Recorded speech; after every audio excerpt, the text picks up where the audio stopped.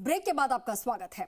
तो देखिए, प्रदेश को नए मुख्यमंत्री मिल चुके हैं, दो डिप्टी सीएम मिल चुके हैं और तमाम पूरे प्रदेश भर में जश्न जो है वो लगातार जारी है। इसी के साथ ही विधायक दल की बैठक के बाद वासुदेव देवनानी को विधानसभा का स्पीकर तय किया गया है। वासुदेव देवनानी ने पार्टी के फैसले पर अपनी खुशी जताई और कहा कि राजस्थान में विकास की गति को और ज्यादा बढ़ाया जाएगा। देखिए, छत्तीसगढ़ मध्य प्रदेश के बाद राजस्थान में भी नए मुख्यमंत्री के आगे से पर्दा हट गया है। इसके साथ में 2 डिप्टी सीएम और साथ में विधानसभा अध्यक्ष है, उनके नामों का ऐलान हो गया है। हमारे साथ वासुदेव देवनानी हैं जो अजमेर से आते हैं। देवनानी जी, सबसे पहले बधाई आपको। बहुत बहुत धन्यवाद आपको। अब तक आप क्वेश्चंस लगाया करते थे, तर्क वितर्क किया करते थे, लेकिन अब सदन चलाने की जिम्मेदारी आपके ऊपर नहीं, पहले क्वेश्चन लगाता भी था और क्वेश्चनों का उत्तर भी देता था। अब वो निश्चित रूप से जिम्मेदारी बदली है, नई जिम्मेदारी है।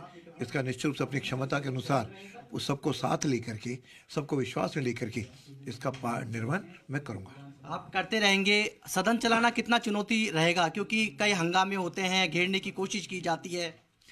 देखो, लोकतंत्र में निश्चित रूप से सारे काम रहते हैं और चुनौतियाँ तो हर काम में होती हैं।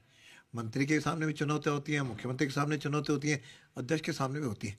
लेकिन मुझे विश्वास है कि मैं सबको अपने जो नियमावली है उसके तहत सब मिलकर के हम सदन को चलाएंगे और सदन को चलाते हुए हम निश्चित रूप से राजस्थान के विकास को ध्यान में रखेंगे।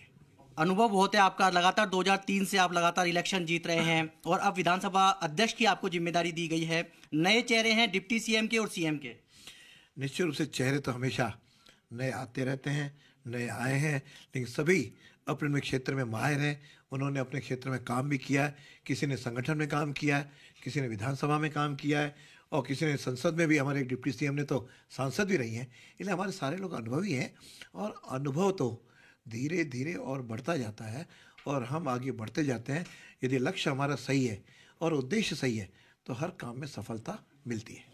इस बार सभी को जो जमीनी कार्यकर्ता है उनको तरजीह दी गई है। सीएम के पद पर जो पहली बार चुनाव जिन्होंने जीता सांगानेर से, भारी बताए जा रहे थे, उनको सीएम की कुर्सी पर।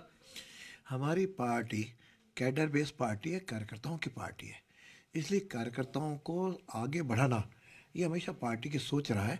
मैं इसके लिए बड़ा आभार व्यक्त करूंगा हमारे देश के यशस्वी प्रधानमंत्री, हमारे गृह मंत्री, राष्ट्रीय अध्यक्ष और प्रदेश के हमारे अध्यक्ष और संगठन मंत्री, जो इस प्रकार का सदैव चिंतन करते रहते हैं कि पार्टी के कार्यकर्ताओं को कैसे जिम्मेदारियां दी जाए, आगे बढ़ाया जाए, ताकि विचारधारा मजबूत हो सके और देश को आगे ले जा सके, प्रदेश को आगे ले जा सके। इस नाते ये सारे निर्णय किए। मैं निश्चित रूप से इस निर्णय में भविष्य की किरण देखता हूँ। इस बार छत्तीसगढ़, मध्य प्रदेश, राजस्थान तीनों में जो संभावित चेहरे थे उनको नाम नहीं लेके और जो नए चेहरे थे उनको जगह दी गई है। ऐसा कि हर चेहरा संभावित होता है और हर व्यक्ति अपने काम के आधार पर अपनी पहचान बनाता है। लेकिन नई पीढ़ी भी आगे आती रहे, वो भी कुछ सीखती रहे और हम सब लोग मिलकर पुरानों के मार्गदर्शन में सीखते रहे, क्योंकि पुराने के मार्गदर्शन और उनके गाइडेंस लेना ये हम सब नयों का कर्तव्य होता है। हम सब उससे लेकर के आगे पार्टी की विचारधारा को भी बढ़ाएंगे और साथ के अंदर राजस्थान को सुशासन देने का भी प्रयत्न करेंगे। जो 5 बार आप एमएलए रहे, विधानसभा के अंदर आपका अनुभव है, अब उस अनुभव को किस तरह से काम में लेंगे? मैं समझता हूँ मुझे प्रश्न पूछने का भी, स्थगन लगाने का भी और स्थगनों के उत्तर देने का भी, प्रश्नों के उत्तर देने का भी अनुभव मंत्री के नाते भी रहा और विधायक के नाते भी रहा। निश्चित रूप से उस अनुभवों का पूरा लाभ मिलेगा और सब सहयोगियों से साथ में लेते, चाहे पक्ष हो चाहे विपक्ष हो, सबको साथ लेकर के चलूँगा। बिल्कुल, शुक्रिया। ये वासुदेव देवनानी जो कह रहे थे, जो 5 बार उनको विधानसभा में रहने का जो अनुभव है वो काम में लिया जाएगा। और जो अब तक प्रश्न लगाया करते थे और उत्तर लिया करते थे, उत्तर देने का भी काम करते थे मंत्री के नाते, लेकिन इस बार अब उनको सदन चलाने की जिम्मेदारी उनके कंधों पर है। हालांकि आने वाला समय है, बजट है वो पेश होगा, तो जिम्मेदारियां कई है कि किस तरीके से पक्ष और विपक्ष की बातें सुननी है।